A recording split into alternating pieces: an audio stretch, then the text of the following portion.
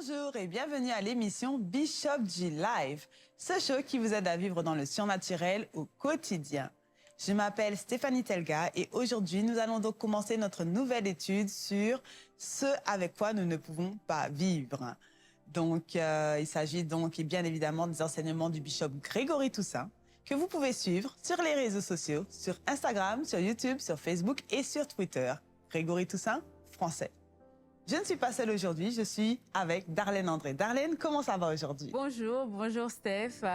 Très bien, ça va bien. Je suis impatiente quand même. Les réalités sans lesquelles nous ne pouvons pas vivre. Dieu est grand, on va apprendre tout cela, on va bien apprendre et bien comprendre ces choses et savoir comment nous pouvons faire pour vivre avec ces choses-là aussi. Donc Dieu va faire des choses. Je sens que Dieu va faire des miracles. Donc, je me prépare. Et toi aussi, prépare-toi avec nous. Nous allons passer un moment dans l'adoration. Donc, prépare-toi aussi pour recevoir ces paroles de Bishop.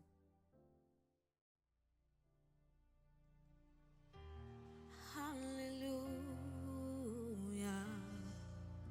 Nous t'adorons, Seigneur. Yeah, yeah. Je ne suis plus esclave de la peur. Je suis enfant de Dieu. Je ne suis plus esclave de la peur. Je suis enfant de Dieu.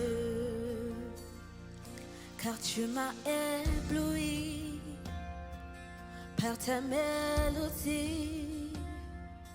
Tu m'entoures d'un chant d'amour,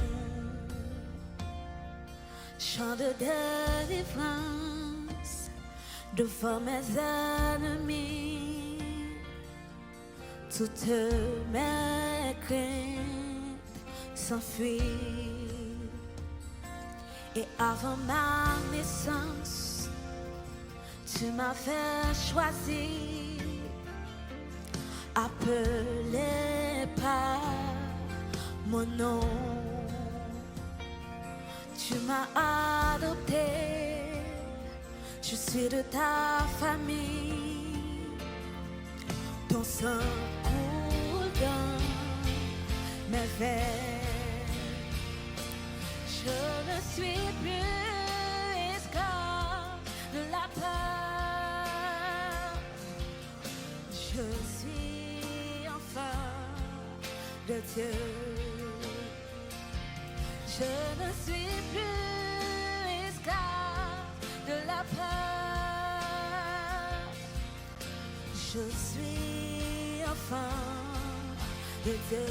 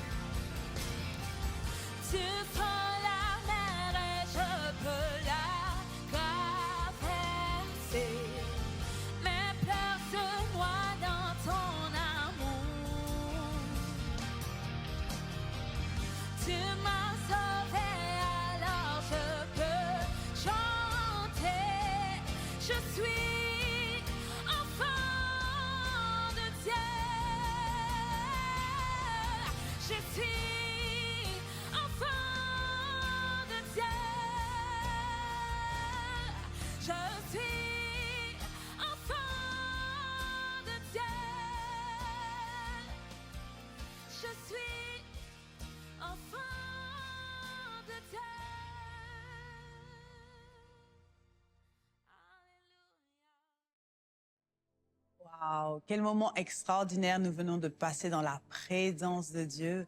Sans plus tarder, nous allons passer à l'enseignement du bishop Grégory Toussaint.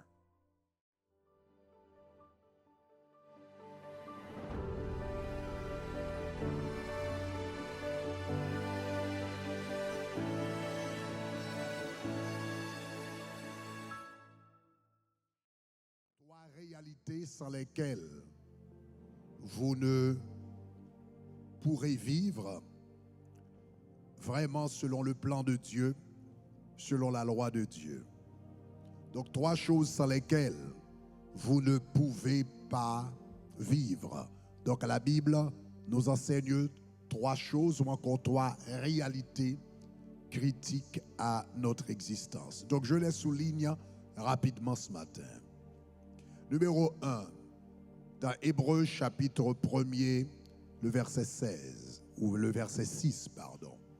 La Bible dit, sans la foi, il est impossible de lui être agréable. Car celui qui s'approche de Dieu doit croire qu'il existe et qu'il est le rémunérateur de ceux qui le cherchent. Donc la première des choses, c'est que la Bible dit, sans la foi, vous ne pourrez vivre. Donc la première chose qui est nécessaire dans la vie de chaque personne, c'est la foi. En réalité, nous exerçons la foi chaque jour. Donc par exemple, vous êtes venu ici ce matin, donc mais vous vous êtes assis sur la chaise, là où vous êtes. Mais vous n'avez pas vérifié si la chaise pouvait vraiment supporter le poids de votre corps avant de vous y asseoir. Donc vous avez cru que si on met les chaises ici, ce sont de bonnes chaises, et vous êtes venu et vous êtes assis sur la chaise. Mais ça aurait pu être également une mauvaise chaise. Mais vous nous avez fait confiance et vous vous êtes assis sur la chaise. Donc, quand vous vous présentez, par exemple, chez le médecin, la majorité d'entre vous, ne demandez pas au médecin, avez-vous réussi aux examens à l'école médicale? Laissez-moi voir votre diplôme, je voudrais vraiment vérifier que vous êtes médecin. Nous faisons confiance à la personne, à la personne et au système américain. Donc, si la personne est en train de pratiquer la médecine, donc cela veut dire les critères ont été vérifiés et c'est vraiment un médecin. Quand nous traversons un pont, eh bien, nous ne descendons pas de la voiture pour demander des explications, pour savoir si le pont vraiment va pouvoir supporter le poids de la voiture. Donc, nous croyons que le pont va pouvoir le faire. La réalité est que nous vivons tous par la foi, hein? Nous appliquons la foi dans tous les domaines de la vie. La question, c'est cette même foi que nous sommes prêts à appliquer à une chaise ou au système américain ou à un pont, ou nous sommes prêts à accorder à un médecin. Est-ce que nous sommes prêts maintenant à accorder cette même foi à Dieu? Donc le problème, ce n'est pas vraiment en réalité la foi, c'est la foi en Dieu. Parfois, nous sommes prêts à faire confiance à beaucoup de choses ou encore beaucoup de personnes dans la vie, mais nous ne voulons pas appliquer notre foi à Dieu. Mais la Bible dit, sans la foi en Dieu, il est impossible de lui être agréable. Donc parfois, vous et moi, surtout en ce qui a trait aux choses de Dieu, nous aimerions mieux fonctionner par la logique. Donc si je ne comprends pas exactement pourquoi faire ceci ou pourquoi faire cela, je ne vais pas le faire. Donc nous appliquons notre foi à de différentes choses, dans de différents domaines dans la vie, mais quand il arrive dans les choses de Dieu, nous voulons la logique, nous voulons prouver l'existence de Dieu, nous voulons une explication donc qui montre que Jésus-Christ soit vraiment le sauveur du monde, une explication raisonnable ou bien encore logique au salut de Dieu. Mais regardez ce que la Bible dit dans 1 Corinthiens chapitre 3, le verset 19. Dans 1 Corinthiens chapitre 3, le verset 19, la Bible dit « Car la sagesse de ce monde est une folie devant Dieu. » Vous voyez, la sagesse de ce monde, en d'autres termes, la logique humaine, la Bible dit c'est une folie devant Dieu. Si vous aimeriez vivre votre vie chrétienne rien que sur la raison, rien que sur la logique, donc Dieu va vous regarder et il va s'amuser à vous regarder. La Bible dit Dieu prend plaisir à regarder les moqueurs. Il se rit des moqueurs. La réalité est que ce que nous appelons logique, ce que nous appelons raison, Dieu la regarde et l'appelle folie. Donc voilà pourquoi la foi est importante dans la vie du croyant. Parce que la Bible dit, il y a une voie qui paraît droit à l'homme, mais son issue, c'est la destruction. Donc il y a une voie qui paraît droite, qui paraît raisonnable, qui paraît droite, qui paraît raisonnable, qui paraît logique à l'homme. Waouh! Donc ça, c'est de la bonne logique. Ça sonne très, très bien. C'est trop, trop bien. Et puis Dieu regarde ta logique et voit que cela va vous amener à la destruction. Il y a une voie qui paraît droite à l'homme, mais son issue, c'est la destruction. La sagesse de ce monde, en réalité, la Bible nous dit, c'est la folie devant Dieu. Donc, en tant que chrétien, c'est beau la logique, mais vous ne pouvez pas vivre votre vie chrétienne selon la logique. La logique a sa place, mais la logique ne peut pas prendre la place de la foi. La Bible est très claire. Le juste vivra par la foi. La Bible dit, les voies de Dieu ne sont pas les nôtres. Le Seigneur dit, comme la pluie et la neige descendent et n'y retournent pas sans avoir donné de la semence au semeur. Ainsi en est-il de ma parole. Et il dit, mes pensées ne sont pas vos pensées, mes voix ne sont pas vos voix. Autant les cieux sont élevés au-dessus de la terre, autant mes pensées sont élevées au-dessus de vos pensées et mes voix au-dessus de vos voix.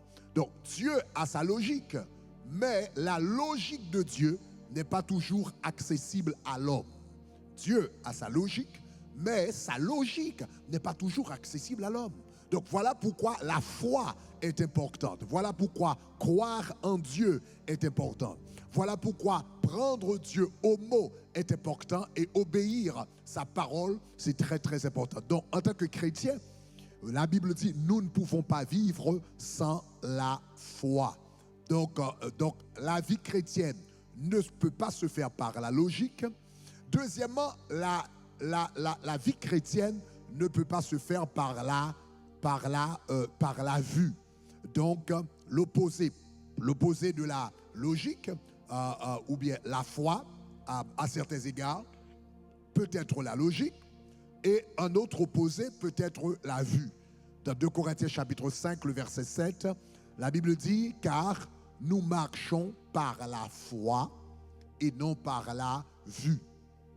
Donc cela veut dire que parfois nous serons obligés de mettre de côté notre logique pour suivre Dieu et parfois nous serons obligés de mettre de côté, comment dirais-je, notre sens d'observation ou bien ce que nous pouvons capter par nos sens physiques pour marcher avec Dieu.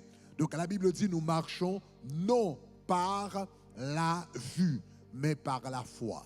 Aujourd'hui nous célébrons la résurrection de Jésus-Christ. Mais cela s'est passé il y a 2000 ans. Donc nous n'étions pas là. Nous n'avions pas constaté cela. Et cela ne s'est pas produit ce matin. Donc c'est quelque chose qui s'est passé il y a 2000 ans de cela et nous n'étions pas là. On nous a raconté ça dans la Bible, dans les Saintes Écritures. Donc ce n'est pas quelque chose que nous avons pu nous-mêmes vérifier avec nos yeux physiques.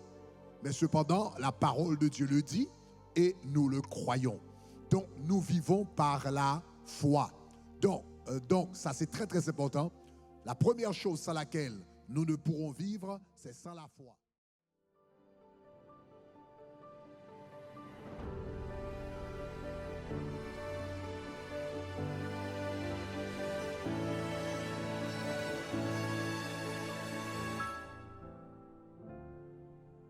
Waouh, quel message extraordinaire nous venons d'écouter de la part du bishop Grégory Toussaint. Donc, si vous souhaitez nous suivre sur YouTube, sur Twitter, sur Instagram et sur Facebook, vous pouvez le faire à Grégory Toussaint français. Et vous aurez toute une gamme d'enseignements sur toutes sortes de choses, toutes sortes de sujets, mais principalement sur les sujets de tous les jours, sur comment avoir une vie surnaturelle tous les jours. Donc aujourd'hui, nous venons d'apprendre que nous ne pouvions pas vivre sans la foi.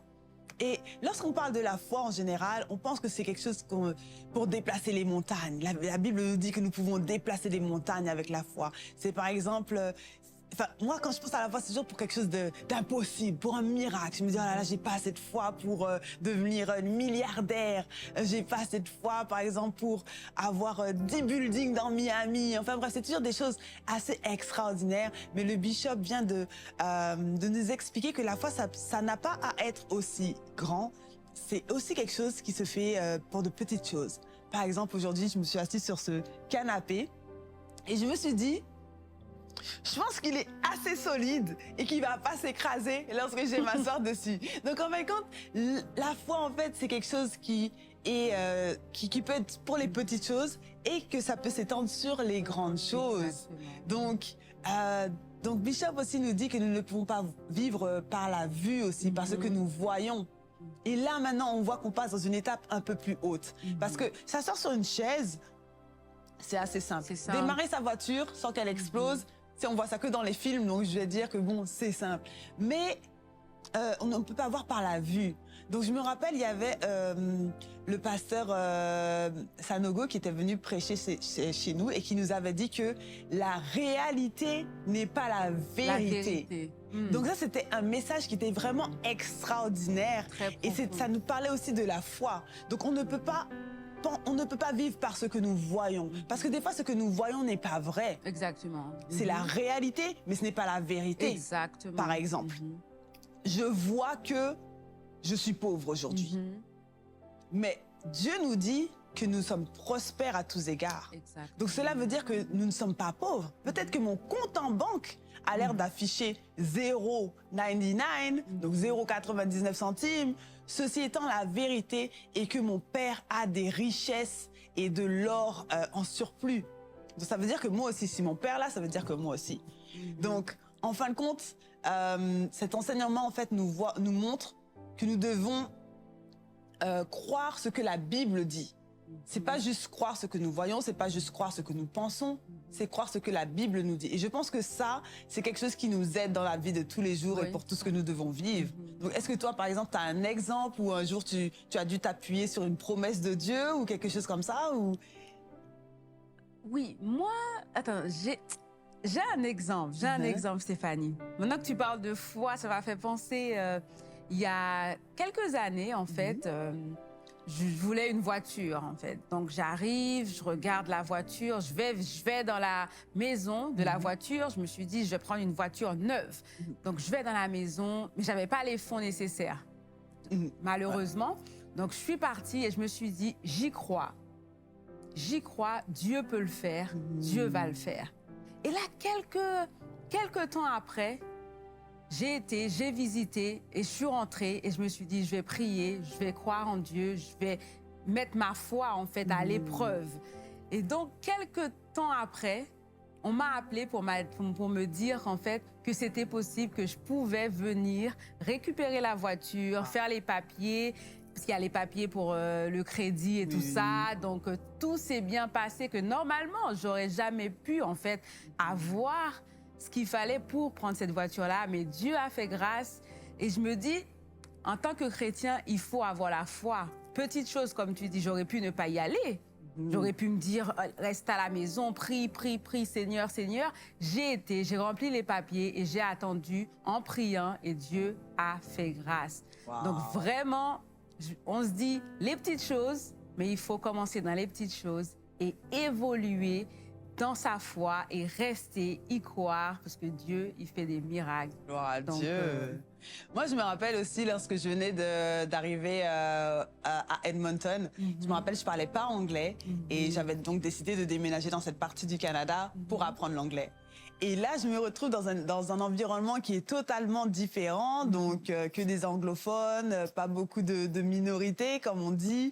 Et je sais que ce qui m'avait permis de réussir et de me permettre de grandir et d'avancer dans ce pays, c'était vraiment la parole de Dieu, en fait. Je sais que tous les jours, je déclarais sur ma vie que j'étais prospère. Tous les jours, je déclarais que chaque sol que mon pied a touché, que Dieu me l'avait donné. Et c'était vraiment ça qui m'avait permis, en fait, d'avoir une bonne vie là-bas. Wow. Donc, je m'étais fait plein d'amis, je faisais des super activités, j'avais toujours de bons travails, de bons emplois. Je sais que j'avais travaillé, enfin bon, j'avais vraiment prospéré alors que je ne parlais même pas la langue. Donc, tous les jours, je devais vraiment me regarder dans le miroir et dire, Dieu dit que tu es prospère, Dieu dit que tu vas réussir, Dieu dit que chaque sol que ton pied a touché, je te le donne. Donc c'était vraiment tout ce que je dis, c'était vraiment par la foi que je fonctionnais, et par la grâce de Dieu, j'ai pu avoir des salaires inimaginables pour l'époque, et puis des positions surtout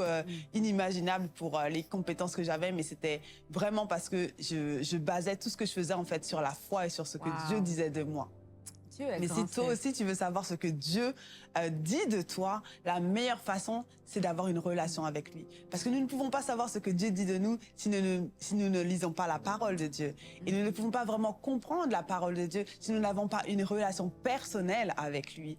Donc, si tu n'as pas encore de relation personnelle avec lui, je t'encourage à faire cette prière avec nous. Ça s'appelle la prière du salut. C'est une petite prière, mais cette prière va changer ta vie et ta destinée à jamais.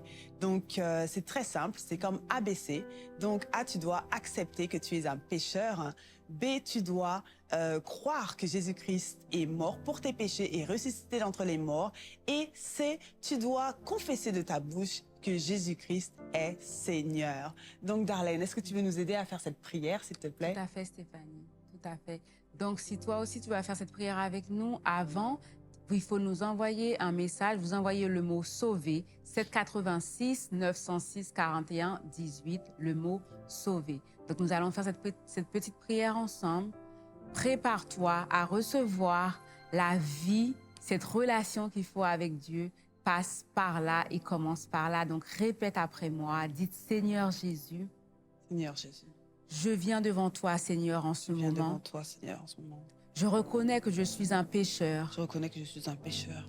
Je te demande, Seigneur, de me faire grâce, de me laver. Je te demande de me faire grâce. Purifie-moi, Seigneur. Purifie-moi, Seigneur. Remplis-moi de ta grâce. Remplis-moi de ta grâce, Seigneur. Écris mon nom Écris mon nom dans le livre de la vie dans le livre de la vie.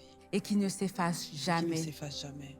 Prends le contrôle de ma vie, Prends le Seigneur. contrôle de ma vie, Seigneur. Au nom de Jésus, Au je nom de prie. Jésus, j'ai prié. Amen. Amen. Gloire à Dieu. Bienvenue dans le royaume. N'hésite pas à nous envoyer 786 906 41 18. Vous envoyez le mot « sauver ». Si toutefois tu souhaites aussi faire partie d'un groupe de prière pour échanger, prier, demander des conseils à des frères, des sœurs, vous pouvez aussi nous envoyer « groupe de prière » à 786 906 41 18. Donc, nous allons passer aux requêtes de prière, mais avant, nous allons faire une petite pause.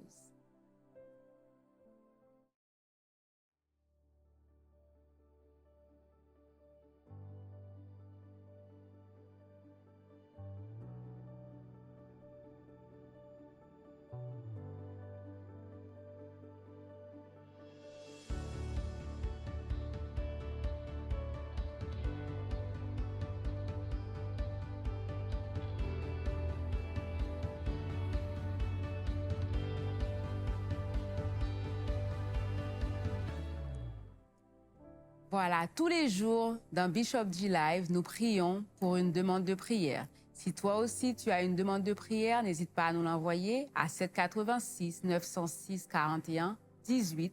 Vous envoyez requête de prière, demande de prière. Nous allons les recevoir et prier dessus. Aujourd'hui, nous avons une requête de prière de la sœur Linda de la Californie. Elle nous dit « Bonjour la famille. Je vous demande de m'aider à prier pour mes 3 enfants.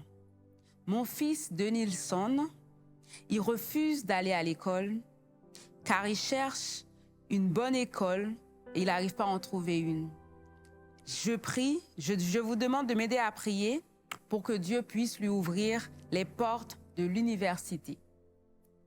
Et aussi mon fils Ronaldo, qui prend de la drogue. Et je vous demande aussi de m'aider à prier pour ma fille Mishka, pour que les portes de la prospérité puissent lui être ouvertes. Nous allons prier pour ces 3 enfants, pour la sœur Linda qui a besoin de prière, qui a besoin de soutien. Avec ces 3 enfants, Stéphanie, nous allons lever la voix, car Dieu peut faire des miracles. Peut-être que le père, la mère, c'est compliqué, mais Dieu, il peut ouvrir les portes. Seigneur éternel de Tout-Puissant, nous venons devant toi, Seigneur, en ce moment pour ces enfants, Seigneur. C'est toi qui donnes les enfants, Seigneur. C'est toi qui nous demande, Seigneur, de les guider. Mais Seigneur, à des moments, nous ne savons plus quoi faire. Les parents n'ont plus de ressources, Seigneur, pour avancer, pour aider ces enfants, Seigneur. Nous voulons, Seigneur, présenter Denilson devant toi, Seigneur, qui cherche une école, Seigneur, qui veut rentrer à l'université, mais qui n'arrive pas à trouver une bonne école, Seigneur. Alors nous te demandons, Seigneur, de lui ouvrir les portes des meilleures écoles qu'il y a, Seigneur, pour que lui, il puisse, Seigneur, glorifier ton nom, Seigneur, dans cette école. Nous te demandons de lui donner l'intelligence nécessaire dont il a besoin, Seigneur, pour pouvoir prospérer dans ces écoles, Seigneur. Nous voulons remettre, Seigneur, Ronaldo, Seigneur, devant toi, Seigneur. Il prend de la drogue. Nous ne voyons pas, Seigneur, les souffrances qu'il y a dans les cœurs. Mais toi, tu vois ce qu'il traverse. Et toi, Seigneur, tu peux faire grâce. Tu peux changer sa vie. Nous déclarons en ce moment, Ronaldo, les drogues, tu prendras plus plaisir, Seigneur. Et il prendra plus plaisir, Seigneur, dans ces drogues. Il prendra plus plaisir, Seigneur, à faire ce genre de choses, Seigneur. Et nous voulons, Seigneur, remettre la petite Mishka, Seigneur, entre tes mains. Aide-la, Seigneur, guide-la dans sa vie. Aide-la à venir à toi, Seigneur. Touche, Seigneur. Nous te demandons de faire grâce, Seigneur, pour ces enfants. Et donne, Seigneur, la grâce à cette femme Linda qui a besoin de toi pour aider ses enfants, Seigneur. Nous te prions au nom de Jésus. Amen. Gloire à Dieu. Dieu est grand, Stéphanie. Nous faisons confiance à Dieu. Nous avons la foi que Dieu peut changer ses enfants. Stéphanie, est-ce qu'on a un témoignage?